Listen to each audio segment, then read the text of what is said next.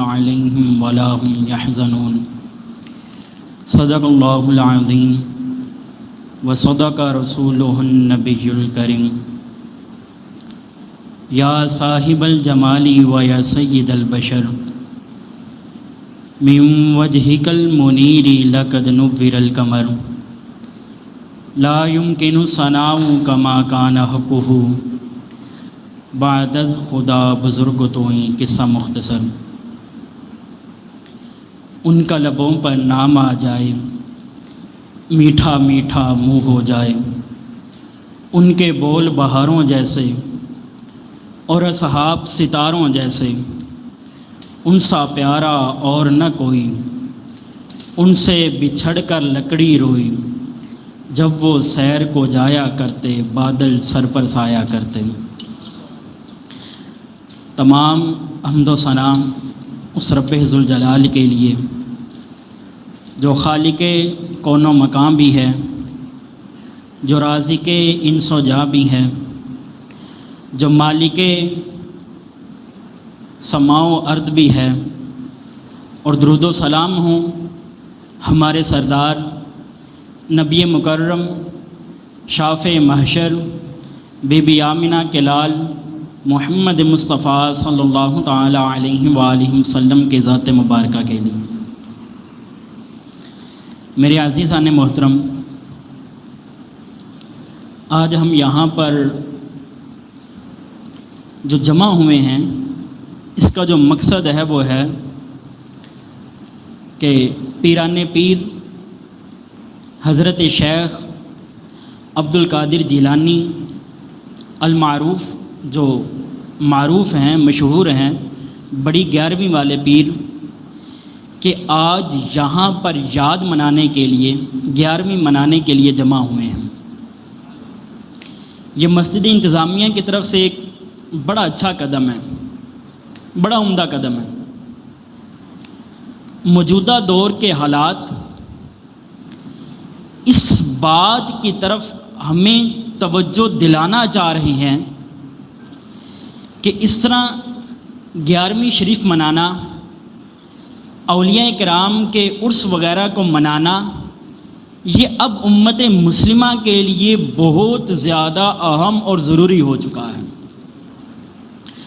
موجودہ دور میں جس طرف ہماری نوجوان نسل جو ہے، یہ جو ہمارا نوجوان طبقہ ہے، اب ان کے جو ذہنوں کی ڈائریکشن اب جس سمت جا رہی ہے، اب لازمی ہے کہ ہمیں اس دور کے اندر جو اولیاء کرام ہیں ان کے دنوں کو منائیں، ان کا ذکر کریں، ان کے تذکرے کریں، ان کے جو کارنامے تھے، ان کے جو زندگی کے حالات تھے، وہ حالات اس نوجوان نسل کو پڑھ کر سنائیں، ان کے دلوں میں بٹھائیں، ان کے دماغوں میں بٹھائیں، تاکہ یہی نوجوان نسل کہ جن کا قبلہ کوئی اور بنتا چلا جا رہا ہے، ان کا قبلہ ہٹ کر واپس اسلام کی طرف آ جائے۔ یہ اب اس دور کے اندر بہت زیادہ اہم ہے۔ اب اکثر سوچیں گے کہ 11ویں شریف منانا یا اولیاء اللہ کے عرس منانا، یہ کس طرح ایک نوجوان نسل کی تربیت کر سکتا ہے؟ اللہ تعالیٰ نے قرآن پاک کے اندر ارشاد فرمایا، اکثر یہ ان لوگوں کے لیے آیت مبارکہ ہے جو لوگ اکثر مذہب اہل سنت کے لوگوں پر اعتراض کرتے ہیں کہ تم لوگ فقط اولیاء اللہ کی باتیں کرتے ہو، تم لوگ فقط اپنے بابوں کی باتیں کرتے ہو، تم لوگ اپنے پیروں کی باتیں کرتے ہو، تم لوگ قرآن و حدیث کی باتیں نہیں کرتے۔ اس طرح یہ باتیں کہہ کر ہمارے نوجوان طبقے کو ورگلایا جاتا ہے، گمراہ کیا جاتا ہے۔ کہا جاتا ہے کہ تمہارے لوگ ممبروں پہ بیٹھ کر قرآن و حدیث کی بات نہیں کرتے، یہ ممبروں پہ بیٹھ کر فقط تمہیں واقعات سناتے ہیں۔ تمہیں کس سے سناتے ہیں؟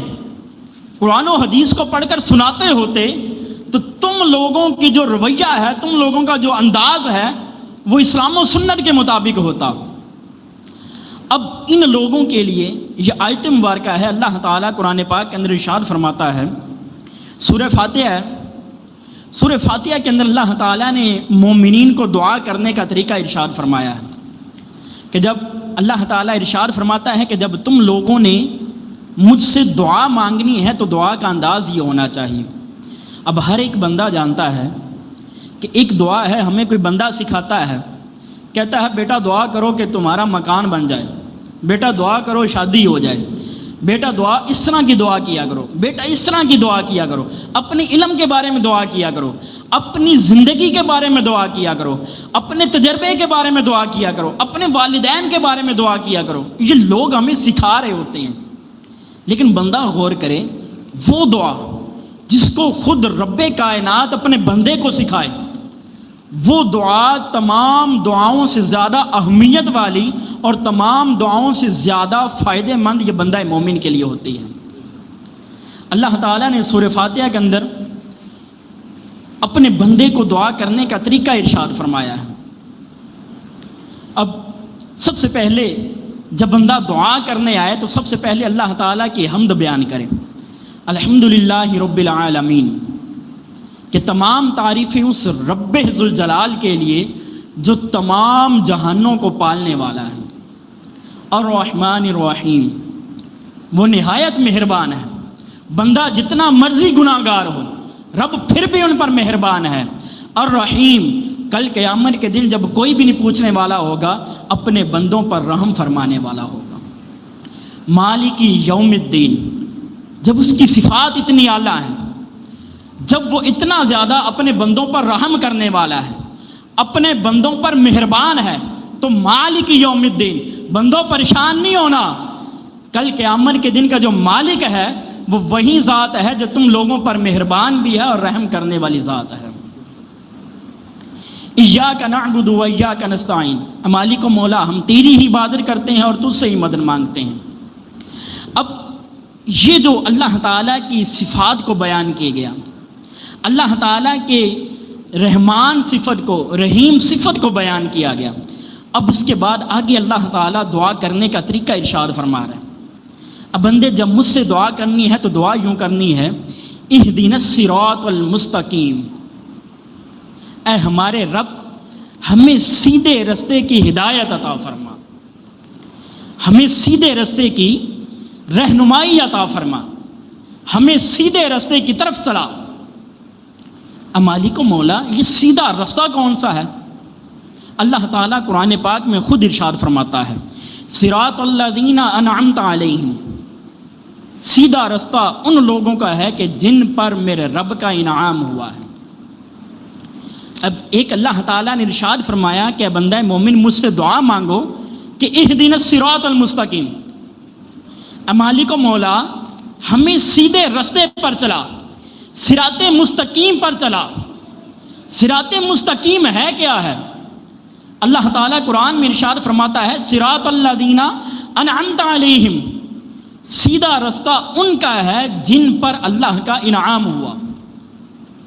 اب جو بندہ بھی جن پر اللہ تعالیٰ کا انعام ہوا، جو بندہ بھی ان لوگوں کے رستے پر چلے گا وہ حقیقت میں قرآن و حدیث کے رستے پر چلنے والا ہے. مالک و مولا وہ لوگ کون ہیں کہ جن پر تیرا انعام ہوا ہے؟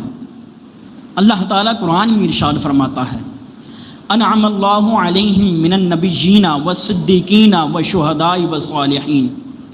اللہ تعالیٰ نے 4 قسم کے طبقے ارشاد فرمائے اور ارشاد فرمایا کہ اللہ کا انعام ان 4 قسم کے طبقوں پر ہوا ہے. سب سے پہلے اللہ تعالیٰ نے ارشاد فرمایا، انعم اللہ علیہم من النبیین، جن لوگوں پر اللہ تعالیٰ کے انعام ہوا ہے وہ اللہ تعالیٰ کے انبیاء ہیں. پتہ چلا جو شخص اللہ تعالیٰ کے انبیاء کے رستے پر چلنے والا ہے حقیقت میں وہیں صراط مستقیم پر چلنے والا ہے، وہیں اللہ تعالیٰ کے رستے پر چلنے والا ہے. جو انبیاء کے رستے سے ہٹ جائے گا وہ گمراہ ہے، وہ جیسے مرضی کہے، وہ صراط مستقیم پر نہیں ہے. اللہ تعالیٰ نے دوسرے لوگ ارشاد فرمائے، والصدیقین، اللہ تعالیٰ نے ارشاد فرمایا، انعم اللہ علیہم من النبیین والصدیقین، اللہ کا انعام انبیاء پر ہوا، انبیاء کا رستہ صراط مستقیم ہے.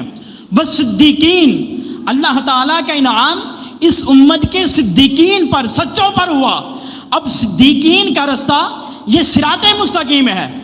پھر آگے اللہ تعالیٰ نے ارشاد فرمایا وَالشُّہَدَاء، اللہ تعالیٰ کا انعام شہیدوں پر ہوا۔ آگے ارشاد فرمایا وَالصَّالِحِينَ، اللہ تعالیٰ کا انعام نیک لوگوں پر ہوا۔ جو بندہ انبیاء کے رستے پر چلے گا صراط مستقیم پر ہے، جو صدیقین کے رستے پر چلے گا صراط مستقیم پر ہے، جو شہداء کے رستے پر چلے گا صراط مستقیم پر ہے، اور جو اللہ تعالیٰ کے نیک بندوں کے رستے پر چلے گا یہ بندہ بھی صراط مستقیم پر چل رہا ہے۔ اب جب یہ بندہ صراط مستقیم پر چل رہا ہے تو اب اگر کوئی اٹھ کر کہتا ہے کہ تم لوگ 11ویں والے کی باتیں کرتے ہو، غوث پاک کا تذکرہ کرتے ہو، قرآن و حدیث کو بیان نہیں کرتے، تو ہم کہتے ہیں ہمارے رب نے ارشاد فرمایا ہے ان لوگوں کا رستہ صراط مستقیم ہے۔ تو جب ہم ان کی زندگیوں کو پڑھیں گے، لوگوں کے سامنے بیان کریں گے، ان کا تذکرہ کریں گے، پھر ہی ہمیں پتا چلے گا کہ ہم نے ان کے رستے پر چل کر صراط مستقیم حاصل کیسے کرنی ہے۔ تب ہی ہمیں پتا چلے گا کہ ان کے رستے پر چلیں گے تو چل کر ہی ہمیں صراط مستقیم حاصل ہو سکتی ہے۔ اب یہ پتا چلا کہ ان لوگوں کے رستے پر چلنا یہ صراط مستقیم ہے۔ اب بندہ سوچے کہ جو بندہ ان لوگوں کے رستے پر چلے وہ صراط مستقیم پر چل رہا ہے، ان لوگوں کے رستے پر چلے گا کیسے؟ اس سے جب وہ ان اولیاء کرام کے تذکرے کرے گا، ان کے حالات زندگی کو پڑھے گا، سیکھے گا، تو پھر ہی وہ سمجھ پائے گا کہ میں نے ان کے رستے پر چلنا کیسے ہے۔ تو لہٰذا یہاں پر بیٹھ کر جو ہم لوگ ان لوگوں کے تذکرے کرتے ہیں اس کی وجہ یہی ہے کہ ہم لوگ صراط مستقیم پر چلنے کے لیے ان کے تذکرے سن کر ان کی زندگیوں کے مطابق اپنی زندگیوں کو گزارنے کی کوشش کرتے ہیں۔ اب اس کی چند ایک مثالیں دیتا ہوں کہ ان کی زندگی ہمارے لیے صراط مستقیم کیسے ہے۔ آج ایک سب سے بڑا جو بہت بڑا المیہ ہے وہ یہ ہے کہ ہر دوسرا تیسرا ماں باپ اپنی اولاد کی وجہ سے بیزار ہے۔ آج دوسرے تیسرے ماں باپ سے ان کو کھنگالیں، ان سے پوچھیں تو وہ کھل کر بتائیں گے میری اولاد میرا کہنا نہیں مانتی، میری نافرمان ہے۔ اب ان لوگوں کے لیے ایک نصیحت ہے، اگر یہ لوگ اپنے گھر میں 11ویں مناتے ہوتے، حضرت غوث پاک رحمۃ اللہ تعالیٰ علیہ کے واقعات اپنے بچوں کو بتاتے ہوتے تو ان کے بچوں کو پتہ ہوتا کہ والدین کا عزت و احترام ہوتا کیا ہے۔ واقعہ ہر ایک نے سنا ہوا ہے۔ حضرت غوث پاک رحمۃ اللہ تعالیٰ علیہ جب ابھی بچپن میں تھے، کچھ بڑے ہوئے تو علم دین کو سیکھنے کا شوق پیدا ہوا۔ اپنی والدہ کی بارگاہ میں عرض کرنے لگا، میری والدہ مجھے اللہ تعالیٰ کے دین کا علم سیکھنے کا بڑا شوق پیدا ہوا ہے، میں علم دین کو حاصل کرنا چاہتا ہوں، اب مجھے اجازت دیں، کیونکہ جیلان میں تھے، اب مجھے اجازت دیں میں جیلان سے بغداد کی طرف جاؤں گا اور وہاں پر جا کر اللہ تعالیٰ کے دین کو سیکھوں گا۔ والدہ نے اجازت دے دی۔ جب والدہ نے اجازت دی، اب یہ چھوٹا سا ننھا منا بچہ اب جب یہ گھر سے نکلنے لگا، والدہ نے جو جتنی بھی جمع پونجی تھی اس کو جمع کیا، تقریباً 80 اشرفیاں بنی، 40 ایک بھائی کے لیے رکھ لیں اور 40 اس ننھے مننے بچے کو دے دیں، اس کی آستین میں سی دیں۔ سینے کے بعد اب اس بچے سے نصیحت کی، اس بچے کو سمجھایا، اور کیا سمجھایا؟ ایک ہی بات کہی، بیٹا کبھی جھوٹ نہیں بولنا ہے۔ یہ ماں نے جب نصیحت کی تو اب وہ جو بچہ تھا، ماں کی فرما برداری کا عالم کیا تھا کہ جب وہ جاتا ہے قافلے والوں کے ساتھ، جب قافلے والوں پر ڈاکو حملہ کر دیتے ہیں، ڈاکو تنزیہ طور پر ایک ڈاکو بچے کے پاس آتا ہے، اسی بچے کے پاس آ کر کہتا ہے کہ کیا تیرے پاس بھی کچھ ہے؟ ایک تنزیہ طور پر کہہ رہا ہوتا ہے، وہ بچہ جھوٹ نہیں بولتا، آگے سے کہتا ہاں میرے پاس 40 اشرفیاں ہیں۔ وہ ڈاکو بڑا حیران ہوتا ہے، چھوٹا سا بچہ یہ کیسے بول گیا؟ اس کو فوراً اپنے ڈاکوؤں کے سردار کے پاس لے جاتا ہے، جا کر بتاتا ہے کہ یہ بچہ کہہ رہا ہے میرے پاس 40 اشرفیاں ہیں۔ وہ ڈاکو پوچھتا ہے کہ اب بچے اگر تو نہ مانتا، کچھ نہ بتاتا تو ہمیں تیرے بارے میں کوئی شک نہیں ہونا تھا کہ تیرے پاس اتنی بڑی رقم ہو سکتی ہے۔ تو وہ بچے نے آگے سے جواب دیا، کہنے لگا کہ جب میں گھر سے چلا تھا نا، میری ماں نے مجھے ایک ہی بات کہی تھی، بیٹا کبھی جھوٹ نہیں بولنا، میں اپنی ماں کی نافرمانی نہیں کرنا چاہتا ہوں۔ اب وہ ڈاکوؤں کا سردار سوچنے لگا کہ یہ چھوٹا سا بچہ اپنی ماں کی نافرمانی نہیں کر رہا، میں اتنا بڑا ہو کر اپنے رب کی نافرمانی کر رہا ہوں۔ اسی وقت توبہ کی، سب کا لٹایا ہوا مال واپس دے دیا اور اللہ تعالیٰ کے رستے پر چل کر دین کو سیکھنے کے لیے اور پھیلانے کے لیے آگے بڑھ گیا۔ اب یہاں پر غور کرے والدین کہ اگر ہم نے اولیاء اللہ کے تذکرے یہ اپنی اولاد کو بتائے ہوتے تو اولاد کو پتا ہوتا کہ اگرچہ ظاہراً حضرت غوث پاک جب بتایا تو ظاہر کیا پتہ چل رہا تھا کہ بتاؤں گا تو یہ جو میرے پاس جمع پونجی ہے ہاتھ سے نکل جائے گی، لیکن بچے کے ذہن کے اندر، دل کے اندر پیسے کی اہمیت نہیں تھی بلکہ ماں کے فرمان کی اہمیت تھی۔ وہ جانتا تھا کہ میری ماں کا فرمان ان پاس پیسوں سے زیادہ اہمیت رکھتا ہے، لہٰذا پیسے نہیں، فوراً بول دیا میری ماں نے کہا تھا کبھی جھوٹ نہیں بولنا ہے۔ اب خود غور کریں، اگر یہ واقعہ ہماری اولاد کو بتائے ہوتے، ہماری نوجوان نسل کو پتہ ہوتا تو ان کے ذہنوں میں بات بیٹھتی کہ والدین کی بات اگرچہ بظاہر سمجھ آ رہی ہے کہ نقصان دے گی، لیکن فقط ماننے کے اندر اللہ تعالیٰ برکت عطا فرما دیتا ہے۔ حضرت بایزید بسطامی رحمۃ اللہ تعالیٰ علیہ کا نام ہر ایک نے سنا ہوا ہے، ہم سب جانتے ہیں کہ اللہ تعالیٰ کے اولیاء کرام میں سے ہیں۔ کسی نے کبھی سوچا کہ ان کا بیک گراؤنڈ کیا ہے، ان کی کون سی ایسی نیکی تھی، کون سی ایسی اچھائی تھی، کون سی ایسی اچھی بات تھی کہ جس کی وجہ سے اللہ تعالیٰ نے ان کو چن کر اپنے اولیاء اللہ کے اندر شامل فرما لیا؟ وہ کیا وجہ تھی؟ کبھی یہ بیک گراؤنڈ سوچا ہے؟ تو اس کی وجہ فقط ماں کی دعا تھی۔ ایک مرتبہ رات کے وقت ان کی والدہ سوئی ہوئی تھی، بیدار ہوئی تو اپنے بیٹے سے کہنے لگی بایزید پانی لا دو۔ تو جب پانی مانگا، بایزید اٹھ کر پانی لینے چلے گئے۔ جب پانی لے کر واپس آئے، پیالے کے اندر پانی تھا تو دیکھا کہ ماں آرام فرما رہی ہے۔ یہ بیٹا، اس بیٹے کی فرما برداری دیکھیے، دیکھا کہ ماں آرام فرما رہی ہے، اب گوارا نہیں کیا کہ ماں کو اٹھاؤں اور پانی پیش کروں، کہ ماں کے آرام کے اندر خلل پیدا ہوتا ہے، اور دل نے یہ بھی گوارا نہیں کیا کہ پانی واپس لے جاؤں، کہیں والدہ اٹھے پانی مانگے اور میں سویا ہوا ہوں اور ان کو پانی نہ مل سکے۔ ذات نے یہ بھی گوارا نہ کیا۔ اب وہ فرما بردار بیٹا وہیں کھڑا رہا۔ جب والدہ تہجد کے وقت اٹھی، دیکھا بایزید پانی لے کر کھڑا ہے، پوچھا بیٹا یہاں کیسے کھڑے ہو؟ کہا والدہ آپ نے پانی منگوایا تھا۔ تو جب ماں نے یہ بات سنی، اتنا دل خوش ہوا، اتنا دل خوش ہوا کہ ہاتھوں کو اٹھایا اور دعا دی، اے مالک و مولا میں بایزید بسطامی سے راضی ہوں، تو بھی میرے بیٹے سے راضی ہو جا۔ اللہ تعالیٰ نے ماں کی یہ جو دعا ہے یہ ثمرہ عطا فرمایا کہ بایزید بسطامی کو اپنے اولیاء اللہ اپنے نیک بندوں کے اندر شامل فرما لیا۔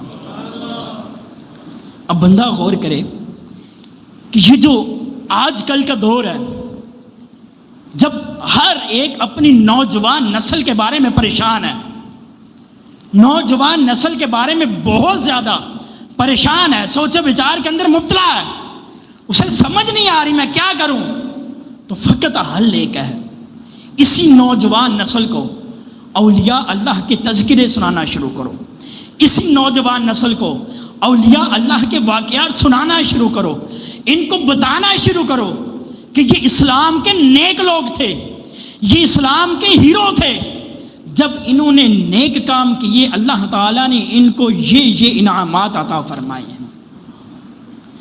تو یہ چند ایک مثالیں ہیں کہ جو بندہ اپنی نوجوان نسل کو یہ مثالیں سنائے، ان کو سمجھائے، تو اب یہی والدین جو اپنی اولاد کی وجہ سے پریشان ہیں، فقط ان نیک لوگوں کے واقعات اس کی اولاد کو اس کا فرما بردار بنا دیں گے۔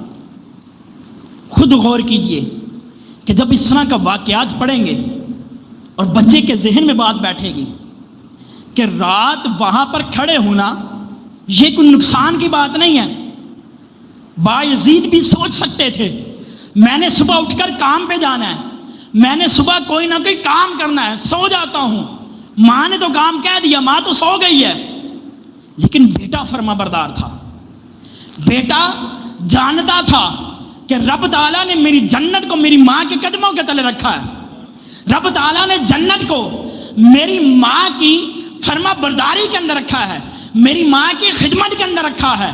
بیٹا جانتا تھا، اسی وجہ سے وہیں کھڑا رہا، وہاں سے ہلنا اس کی ذات نے گوارا نہیں کیا ہے۔ اب یہ ان لوگوں کے لیے درس ہے جو کہتے ہیں کہ تم اولیاء اللہ کے تذکرے کرتے رہتے ہو، چھوڑو قرآن و حدیث کی بات کرو۔ آج ان لوگوں نے ہمارے نوجوان نسل کا بیڑا غرق کر دیا۔ یہ ممبروں پہ آئیں گے، آ کر بیٹھیں گے، کہیں گے فقط ایک ہی رٹ لگاتے رہیں گے، قرآن و حدیث کی بات کرو، قرآن و حدیث کی بات کرو، کوئی قرآن و حدیث کی بات نہیں کریں گے، یہ کہہ کر پیسے لیے جیب میں ڈالے چلے گئے۔ اب بندہ پوچھے، ہر ایک پڑھنے والا ہے، سینس ہے اس کے پاس، ہم نے جہاں پر بھی تھیری پڑھی ہے وہاں پر پریکٹیکل سرچ کیا جاتا ہے، جہاں پر بھی تھیری پڑھی ہے وہاں پر پریکٹیکل ہوتا ہے، ساتھ بات پھر ہی سمجھ میں آتی ہے۔ ہم نے اسلام کو پڑھا ہے، ہم نے قرآن و حدیث کو سیکھا ہے، اب اس کے بعد پریکٹیکل کس کے ساتھ کریں؟ وہ جو پیسے لے کر گھر میں چلا گیا ہے، وہ کہ آئے دن جن کے بلنڈر سامنے آتے ہیں، بلکہ پریکٹیکل وہی ہیں اسلام کے کہ جن کی زندگیاں دیکھیں تو ساری زندگی اللہ تعالیٰ کی فرما برداری میں گزر گئی، کبھی ایک قدم ہی اللہ تعالیٰ کی نافرمانی کی طرف نہیں اٹھایا ہے۔ یہی لوگ حقیقت میں اسلام کے پریکٹیکل ہیں، اسلام کو سیکھا، قرآن کو سیکھا، حدیث کو سیکھا، اب اس کے بعد اس پر عمل کرنے کے لیے ہمیں ان بزرگان دین کی زندگی کو دیکھنا پڑے گا۔ جب ان کو دیکھیں گے تو پھر ہی پتہ چلے گا قرآن و حدیث پر عمل کیسے کیا جاتا ہے۔ ایک نوجوان دریا کے کنارے کنارے جا رہا تھا، کیا دیکھا کہ جدھر سے پانی بہ رہا ادھر سے ایک سیب آ رہا ہے، سیب کو اٹھایا اور کھا لیا، لیکن فوراً دل نے ملامت کی کہ تو نے سیب تو کھا لیا ہے لیکن تجھے پتہ نہیں تھا اس کا مالک کون ہے، مالک کی اجازت کے بغیر سیب کھایا۔ اب نوجوان کا دل تڑپا، میں کل قیامت کے دن اللہ تعالیٰ کی بارگاہ میں اس کا حساب کیسے دے سکوں گا؟ اب دل تڑپا، یہ دل کے اندر تڑپ پیدا ہوئی، تو فوراً خیال آیا کہ جدھر سے پانی بہہ رہا ہے، جدھر سے پانی کا بہاؤ ہے، واپس اسی طرف چلتا ہوں، کہیں نہ کہیں کوئی باغ، کوئی درخت ایسا مل جائے گا کہ جس سے یہ سیب گرا ہوا ہوگا، میں اس باغ یا اس درخت کے مالک سے جا کر معافی مانگوں گا۔ اب وہ نوجوان معافی مانگنے کی نیت سے اس بہاؤ کی طرف جانا شروع ہو گیا، جاتا جا رہا ہے، کیا دیکھا کہ سامنے ایک باغ آ گیا، سیب کا باغ ہے، دیکھا کہ کچھ درخت ہیں جن کی ٹہنیاں اس دریا کی طرف لٹکی ہوئی ہیں، تو فوراً ذہن میں خیال آیا کہ ہو نہ ہو وہ جو سیب ہے وہ انہی درختوں سے گر کر پانی میں آیا ہوگا اور میں نے اٹھا کر کھا لیا ہے۔ اب وہ نوجوان اس باغ کے مالک کے پاس جاتا ہے، جا کر اس سے بتاتا ہے، اس باغ کا جو مالک تھا اس کا نام تھا عبداللہ صومعی، وہ خود اللہ تعالیٰ کا بڑا برگزیدہ اور نیک بندہ تھا، وہ اللہ تعالیٰ کی بارگاہ میں بڑی عبادت کیا کرتا تھا، اور اللہ تعالیٰ نے اسے وسعت قلبی بھی بڑی دی تھی، اس کو اللہ تعالیٰ نے اپنا نور بھی بڑا عطا فرمایا تھا. اور جب وہ عبداللہ صومعی اس باغ کے مالک کے پاس گیا تو جا کر وہ نوجوان کہنے لگا کہ یوں آپ کا سیب گرا تھا، وہ سیب میں نے اٹھا کر کھا لیا، لیکن اب میرے دل میں ندامت ہے، میں آپ سے معافی مانگنے آیا ہوں کہ وہ سیب مجھے معاف فرما دیں. جیسے ہی حضرت عبداللہ صومعی نے اس نوجوان کو سنا تو فوراً سوچنے لگے کہ لوگ لاکھوں اربوں ہڑپ کر جاتے ہیں لیکن ڈکار تک نہیں لیتے، لیکن یہ نوجوان رب کا اتنا خوف رکھتا ہے کہ فقط ایک سیب کھایا، اور وہ بھی دریا میں چل رہا تھا، اگر کھا لیا چلا جاتا تو کوئی حرج نہیں تھا، لیکن اس کے باوجود بھی رب تعالیٰ کا اتنا خوف ہے کہ یہ ایک سیب کی معافی کے لیے یہاں تک آ گیا. لیکن سوچا کہ تھوڑا سا اس نوجوان کو اور آزمانا چاہیے. حضرت عبداللہ صومعی کہنے لگے کہ میں آپ کو جو سیب ہے اس کی معافی دوں گا، لیکن میری کچھ شرطیں ہیں. میری ایک شرط یہ ہے کہ آپ نے چند سالوں تک میری اس باغ کی رکھوالی کرنی ہے. جب حضرت عبداللہ صومعی نے یہ شرط رکھی تو وہ نوجوان کہنے لگا کہ کیا اس کے بعد مجھے معافی مل جائے گی؟ کہا یہ شرط پوری کرو پھر بتاؤں گا کہ معافی ہے یا نہیں ہے. وہ نوجوان اب اس باغ کی رکھوالی کے لیے قائم ہو گیا، کھڑا ہو گیا. حضرت عبداللہ صومعی روزانہ اسے دیکھتے، وہ نوجوان آتا، وہ درختوں کی حفاظت کرتا، لیکن سیبوں کی طرف آنکھ اٹھا کر نہیں دیکھتا تھا، کبھی کوئی سیب کھایا نہیں تھا. جب اللہ تعالیٰ کی عبادت کا وقت ہوتا وہ وضو کرتا، اللہ تعالیٰ کی عبادت کرتا. جب بھی اس کی زبان کو دیکھا جاتا کسی نہ کسی چیز سے تر ہو رہی ہوتی تھی.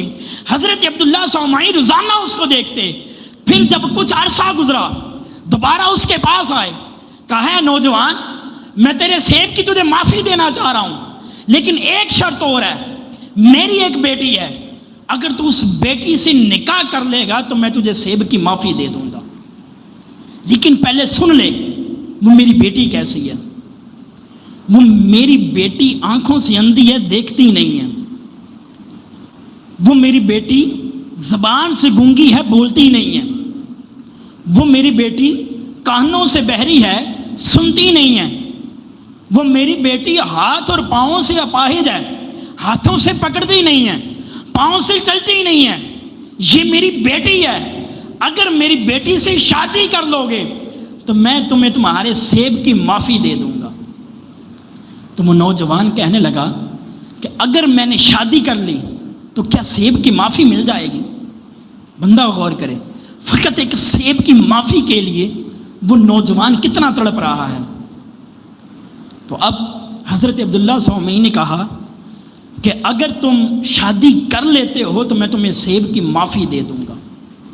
وہ نوجوان شادی کرنے کے لیے تیار ہو گیا. آپ نے شادی کروائی، شادی ہو گئی. جب اپنے حجرہ عروسی میں گیا تو کیا دیکھا کہ وہاں پر جو سامنے موجود ہے خاتون وہ بالکل کامل ہیں، ان کے اعضاء مکمل ہیں. سلام بلایا تو اس نے جواب دیا ہے. تو پتہ لگا کہ اگر سلام کا جواب دیا ہے تو اس کا مطلب ہے جو اوصاف حضرت عبداللہ صومعی نے بیان کیے تھے اس کے اندر نہیں پائے جاتے. فوراً وہ نوجوان واپس دوڑا کہ ایک سیب کی معافی کے لیے اتنا عرصہ گزرا، اب کسی اور خاتون کے پاس چلا گیا تو پتہ نہیں معافی کے لیے کیا کرنا پڑے گا. حضرت عبداللہ صومعی کے پاس آیا وہ نوجوان، آ کر کہنے لگا کہ آپ نے جس کے ساتھ میری شادی کروائی ہے وہ حجرہ عروسی میں موجود نہیں ہے، کوئی اور خاتون ہے. تو حضرت عبداللہ صومعی ارشاد فرمانے لگے، اے نوجوان وہ جس کے ساتھ تیری شادی ہوئی ہے حقیقت میں وہیں اس حجرہ عروسی کے اندر موجود ہے. میں نے جو یہ کہا تھا کہ وہ آنکھوں سے دیکھ نہیں سکتی، اس کا مطلب یہ تھا کہ اس نے آنکھوں سے کبھی بھی اللہ تعالیٰ کے حرام کردہ چیزوں کو دیکھا نہیں ہے. میں نے یہ کہا تھا زبان سے گونگی ہے، بولتی نہیں ہے، تو مطلب یہ تھا کہ کبھی اللہ تعالیٰ کی نافرمانی والا لفظ کبھی بولا نہیں ہے، کبھی سنا نہیں ہے، کبھی ہاتھ کے ساتھ اللہ تعالیٰ کی نافرمانی والا کام کیا نہیں ہے، کبھی پاؤں کو اللہ تعالیٰ کی نافرمانی کی طرف لے کر گئی نہیں ہے. وہی تمہاری بیوی ہے. اب بندہ غور کرے کہ وہ بندہ جو نوجوان تھا اتنا نیک اور پرہیزگار، وہ جو عورت ہے اتنی نیک اور پرہیزگار، جب ان دونوں کا ملاپ ہوتا ہے تو اللہ تعالیٰ جو اولاد عطا فرماتا ہے وہ بھی غوث پاک عطا فرماتا ہے۔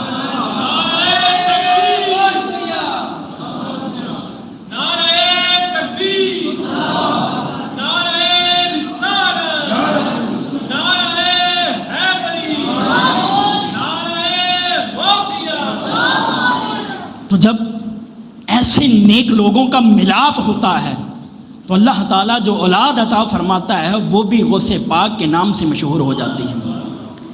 اب یہاں پر بندہ غور کرے کہ اس واقعے کے اندر نوجوان نسل کو سبق کیا ملتا ہے کہ اگر ہم چاہتے ہیں کہ ہماری اولاد فرما بردار ہو، ہماری اولاد نیک ہو، تو سب سے پہلے اپنے کردار کو اپنے رب کا فرما بردار بنانا پڑے گا۔ جب بندہ اپنے آپ کو اپنے رب کا فرما بردار بنا لیتا ہے، پھر جو ہمارے ماتحت آئیں گے اللہ تعالیٰ ان کو ہمارا فرما بردار بنا دے گا۔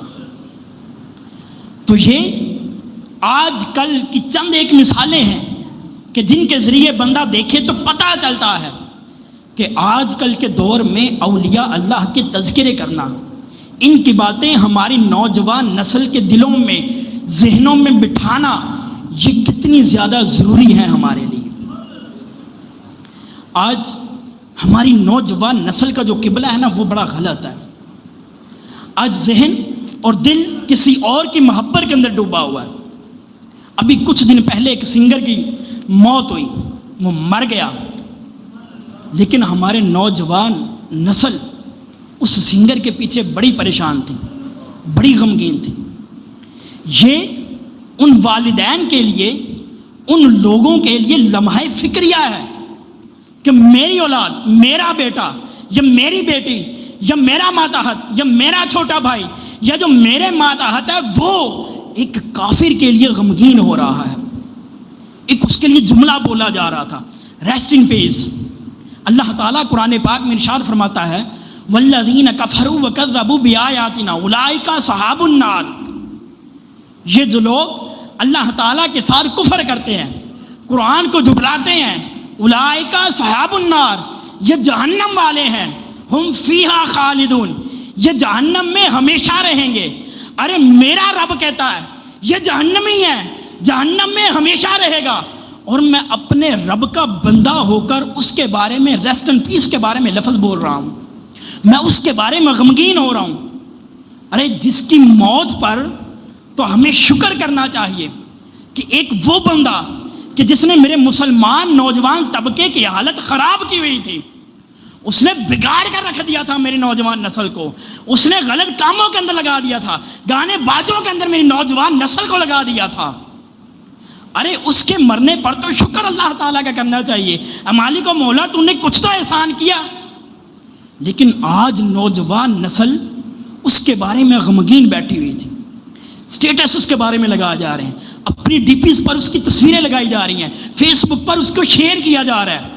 فقط وجہ کیا ہے کہ میری نوجوان نسل جب ہمارے اسلام کے اصل جو ہیرو ہیں، جو ہمارے اسلام کے مرد مجاہد ہیں، جو ہمارے اسلام کے ایک بے پناہ طاقت و شعور رکھنے والے لوگ ہیں، جب ان کی طرف سے ان کی توجہ ہٹی، وہ غلط اور جو کافر، فضول اور لوگوں کو برباد کرنے والے ہیں ان لوگوں کی طرف ان کی توجہ مائل ہو گئی ہے۔ اگر میرے نوجوان نسل کو پتہ ہوتا کہ حضرت داتا گنج بخش رحمۃ اللہ تعالیٰ علیہ نے اپنی زندگی کو اللہ تعالیٰ کے لیے کیسے گزارا، تو اس کو پتہ ہوتا کہ حضرت داتا گنج بخش کا نام لینا یا ان کا تذکرہ کرنا یا ان کے مزار پر جانا یہ میرے لیے کتنا قابل فخر بات ہے۔ آج اگر نوجوان نسل کو پتہ ہوتا کہ یہ جو حضرت غریب نواز ہیں ان کا کیا مقام ہے، انہوں نے کیا کام کیے، آج جتنے بھی اولیاء کرام ہیں اگر ان کے واقعات پتہ ہوتے تو یہ نوجوان نسل کبھی بھی اغیار کی طرف متوجہ نہ ہوتی۔ اب اس کے پیچھے قصور ان لوگوں کا ہے، قصور دو طرح کے لوگوں کا ہے۔ یہ جو نوجوان نسل کو بھٹکایا، ان کو اولیاء اللہ سے ہٹا کر قرآن و حدیث کا نام لے کر ان کو کفار کی طرف لگا دیا۔ آج ہمارا چھوٹا چھوٹا بچہ ان کو کفار کے کارٹونز کے نام تو آتے ہیں، آج چھوٹا بھیم کا نام تو آتا ہے، لیکن اس معاذ اور معوذ کا نام نہیں پتا ہے جس نے ابو جہل جیسے بڑے کافر کا سر تن سے جدا کر دیا تھا۔ آج یہ ہماری خرابی ہے کہ ہمارے بچوں کو ان کا نام نہیں آتا، وہ کافروں کے جو غلط ہیں ان کے نام ان کو یاد ہیں۔ آج ہمارے بچوں کو ان چھوٹے چھوٹے بچوں کے نام یاد نہیں ہیں جنہوں نے اسلام کی حفاظت کے لیے کربلا کے اندر اپنی جانوں کے نذرانے پیش کر دیے تھے۔ اس کی وجہ کیا ہے؟ آج جب ہماری نوجوان نسل کو اولیاء کرام سے برزن کیا گیا، جب اولیاء کرام سے ہٹایا گیا، تو اب یہی نوجوان نسل کفار کی طرف متوجہ ہو کر ان کی محبت کے اندر اپنا بیڑا غرق کر رہی ہے۔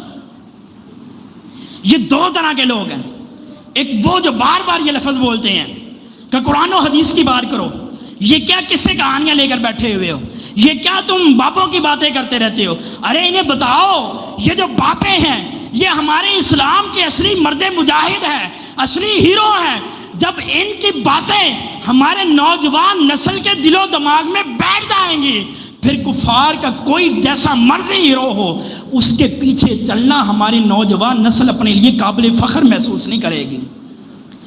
آج نوجوان نسل عجیب و غریب سے بال کٹائے ہوتے ہیں، فقط ان لوگوں کی محبت میں آ کر عجیب و غریب قسم کا داڑھی کا سٹائل بنایا ہوتا ہے، فقط ان لوگوں کی محبت میں آ کر۔ کیوں؟ کیونکہ ان کے واقعات، ان کی باتیں انہوں نے پڑھ لی ہیں، سن لی ہیں، دیکھ لی ہیں۔ اگر وہ داڑھی کو پسند نہیں کرتے، اگر اس میں اپنی حقارت سمجھتے ہیں، تو اس کی وجہ یہی ہے کہ اسلام کے ہیروز کی محبت ہم نے ان کے دلوں میں بٹھائی ہی نہیں ہے۔ اور دوسرے لوگ وہ ہیں کہ جنہوں نے اولیاء اللہ کے نام پر اپنا ٹھیکہ چلایا ہوا ہے، کاروبار چلایا ہوا ہے۔ ان لوگوں کی وجہ سے بھی نوجوان نسل اولیاء اللہ سے برزن ہو گئی ہے۔ ان لوگوں نے فقط اپنے گھر بار کو چلانے کے لیے، فقط اپنی آسانی کے لیے، اپنی آسائشوں کے لیے، اپنے آرام کے لیے انہوں نے اولیاء اللہ کے طریقے کو ٹھیکہ داری بنا لیا، کاروباری ذریعہ بنا لیا۔ اس کی وجہ سے آج نوجوان نسل یہ سمجھتی ہے کہ جو بھی اولیاء اللہ ہوتے ہیں ان کا کردار ایسا ہوتا ہے۔ کیوں؟ کیونکہ انہوں نے اولیاء اللہ کے تذکرے سنے ہی نہیں ہیں، ذکر سنا نہیں ہے، ان کا انداز پڑھا نہیں ہے۔ اگر پڑھا ہوتا تو پتہ ہوتا یہ جو لوگ ہیں یہ غلط ہیں۔ جو اللہ تعالیٰ کے ولی ہوتے ہیں ان کی ساری زندگی اللہ تعالیٰ کی فرما برداری کے اندر گزر جاتی ہے۔ تو ہمیں ان دو قسم کے لوگوں کو ڈگریڈ کرنا چاہیے، ان کو ہماری نوجوان نسل کے ذہنوں میں بٹھانا چاہیے کہ یہ جو کہتے ہیں کہ قرآن و حدیث کی بات کرو، اولیاء اللہ کی بات نہ کرو، ان کو بتانا چاہیے کہ نہیں، قرآن و حدیث کے ساتھ اولیاء اللہ کی باتیں کریں گے تو قرآن و حدیث پر عمل کرنے کا طریقہ پتہ چلے گا۔ اور یہ جو ٹھیکہ داری بنایا ہوا ہے، کاروباری ذریعہ بنایا ہوا ہے، ان لوگوں کو بھی لوگوں کے سامنے عیاں کرنا چاہیے، ظاہر کرنا چاہیے اور بتانا چاہیے کہ یہ لوگ بھی اسلام کو نقصان پہنچانے والے ہیں۔ یہ لوگ حقیقت میں اللہ تعالیٰ کے ولی یا صوفی یا اللہ تعالیٰ کے دربار کے اندر ان کا کسی قسم کا کوئی تعلق نہیں ہے۔ آج درباروں پہ بیٹھے چرسے پی رہے ہوتے ہیں، بھنگ پی رہے ہوتے ہیں، عجیب و غریب قسم کے کپڑے پہننے ہوتے ہیں، ننگے بیٹھے ہوتے ہیں، عورتوں مردوں کا اختلاط ہوتا ہے۔ بندہ بتائے کہ جو شخص یہ کام کرتا ہے یہ شریعت سے ہٹ کر ہے، اور جو بندہ شریعت سے ہٹ کر کام کرے گا وہ لاکھ شعبدہ بازی کر لے، لاکھ کارنامے دکھا دے، لیکن شریعت کی روح کے اندر وہ کبھی بھی اللہ تعالیٰ کا ولی نہیں ہو سکتا ہے۔ تو یہ دو قسم کے لوگ ہیں جنہوں نے ہماری نوجوان نسل کو اولیاء اللہ سے برزن کیا، جس کی وجہ سے آج یہی نسل کفار اغیار کی محبت میں آ کر ان کے لیے وہ لفظ کہہ جاتی ہے جو اسلام کے اندر حرام بلکہ کفر تک پہنچ جاتے ہیں۔ تو لہٰذا ہماری کوشش ہونی چاہیے کہ اپنے گھروں میں 11ویں شریف منائیں، اپنے بچوں کو بتائیں کہ حضرت غوث پاک رحمۃ اللہ تعالیٰ علیہ کے والدین کا کارنامہ کیا تھا، ان کے فضیلت و کمالات کیا تھے، خود غوث پاک کا انداز کیسا تھا، حضرت داتا گنج بخش رحمۃ اللہ تعالیٰ علیہ کے عرس کے دن آئیں تو وہ عرس اپنے گھر میں بھی منائیں تاکہ اولاد کو پتہ چلے کہ حضرت داتا گنج بخش نے کہاں سے چل کر کہاں تک آئے، فقط اللہ تعالیٰ کی رضا کے لیے اور اللہ تعالیٰ کے دین کو پھیلانے کے لیے آئے تھے۔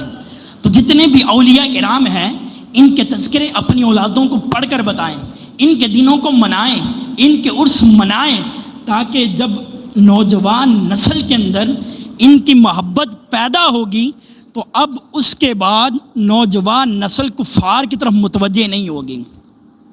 لہٰذا یہ کوشش ہونی چاہیے کہ اپنے گھروں کے اندر 11ویں منائیں، اپنے گھروں کے اندر اولیاء کرام کے عرس منائیں، تاکہ جو نوجوان نسل کا قبلہ بگڑا ہوا ہے وہ قبلہ صحیح اسلام کی طرف آ جائے۔ اللہ تعالیٰ کی بارگاہ میں دعا ہے کہ اللہ تعالیٰ ہمیں اولیاء کرام کا ادب کرنے، ان کے تذکرے کرنے کی توفیق عطا فرمائے۔ آمین بجاہ النبی الامین وسلم۔